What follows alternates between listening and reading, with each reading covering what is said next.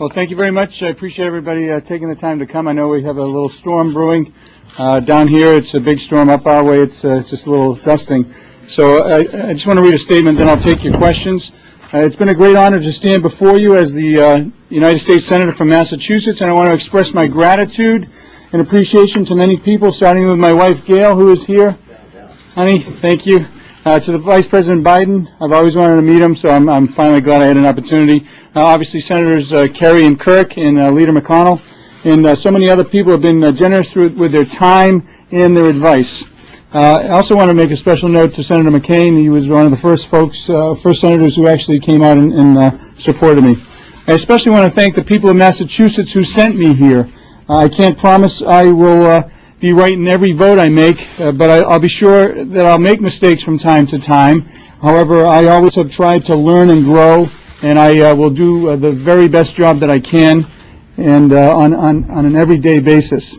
My daughters, Ayla and Ariana, couldn't be here today. Ayla has a basketball game in about an hour against Duke, and my youngest has a test up at Syracuse. But I felt their presence. You may have noted the Bibles that I was holding were their Bibles that they received when they, in various stages of their lives. So it was nice to have them here in spirit. People have asked me why I wanted to get sworn in so quickly after the results had been certified. And the answer is pretty, there's no hidden agenda. The answer is pretty basic. I want to get to work.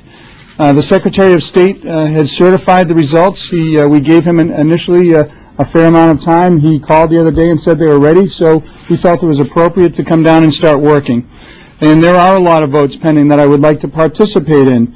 And even more importantly, there are urgent times for our nation. The President this week submitted a $3.8 trillion budget, and as you know, we'll have to borrow almost 40% of that because we don't have the money to pay for all the spending. And I am concerned that we're living beyond our means, and I'm hopeful that we can work together to try to come up with a strong and responsible budget.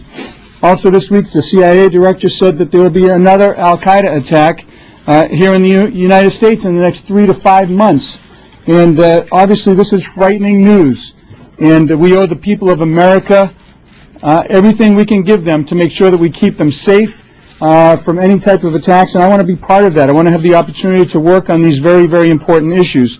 So I'm glad to be able to finally fully participate in the affairs that affect our nation, and I also want to extend my appreciation to all of you in the press. Some of you I know from back home, and I see many familiar faces, and I want you to know that I have a little connection, and I understand, obviously, that the work you do, and I've tried to accommodate each and every one of you. And at this point, I'll take your questions.